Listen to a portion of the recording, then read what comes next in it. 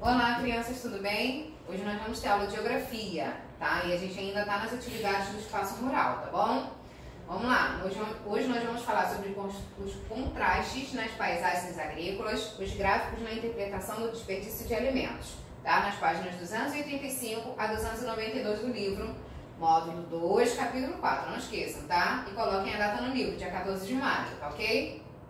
Vamos lá, contrastes nas paisagens agrícolas.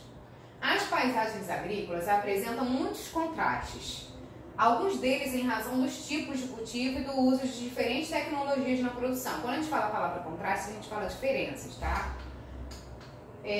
Aqui, por exemplo, ó, aqui, ó, é uma propriedade rural pequena, então eles vão utilizar os animais para ajudar no cultivo dos alimentos, tá?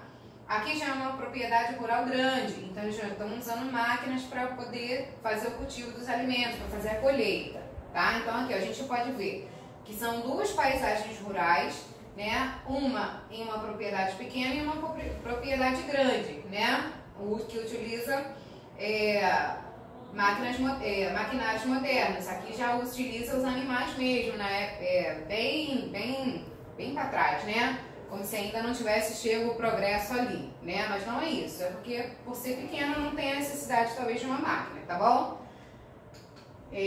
Terras indígenas e quilombolas.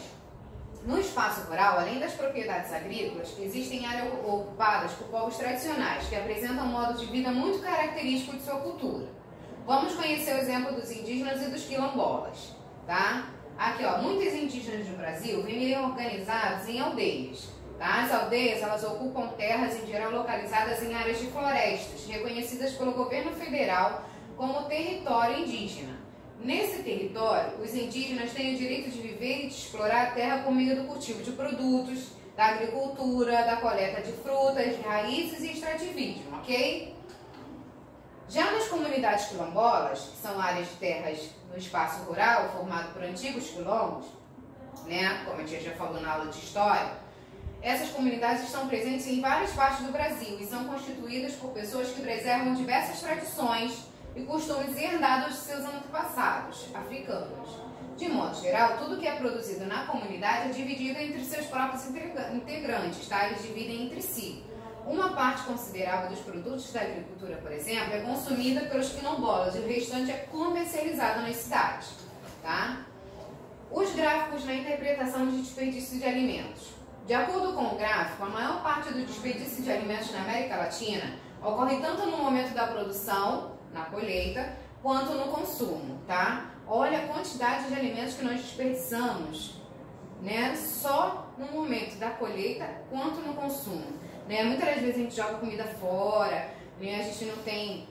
tá um pouquinho preto, a gente vai lá e joga no lixo, só que a gente não tem noção de quantas pessoas estão passando necessidade. A gente não tem noção de quantas pessoas gostariam daquele alimentozinho que a gente jogou que tá um pouquinho preto fora. Então a gente precisa ter a consciência de que se não serve para mim, né, se eu não quero, eu posso separar e doar para quem precisa, né? Se eu acho que para mim não serve, de repente eu posso doar para quem precise, né? Ainda mais nesses dias, né, que a gente tem vivido com essa situação, né, do nosso governo, a situação dessa doença, mais ainda as pessoas estão precisando. Então a gente tem que evitar de desperdiçar alimentos, tá? Ter o cuidado, pensar no outro, tá? E não ficar jogando comida fora, tá? Aqui no nosso gráfico, nós podemos ver ó, que 28% do desperdício de alimentos ocorre na produção, ou seja, na hora que eles estão colhendo os alimentos, tá? Esse de roxinho aqui é o processamento da indústria, ou seja, 6% desses alimentos são desperdiçados na indústria, na hora que eles vão produzir um suco, uma vitamina, alguma coisa assim, né? Esse verdinho aqui mais claro, né? No manejo e no estoque, ou seja, no armazenamento, ou seja, quando eles guardam os alimentos, olha quanto eles desperdiçam. Tá? De vermelho aqui, ó, 17% no transporte.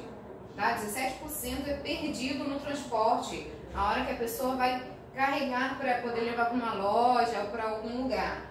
E 28% desse produto, né, dos nossos alimentos é desperdiçado no consumo, ou seja, nos nossos hábitos alimentares, né?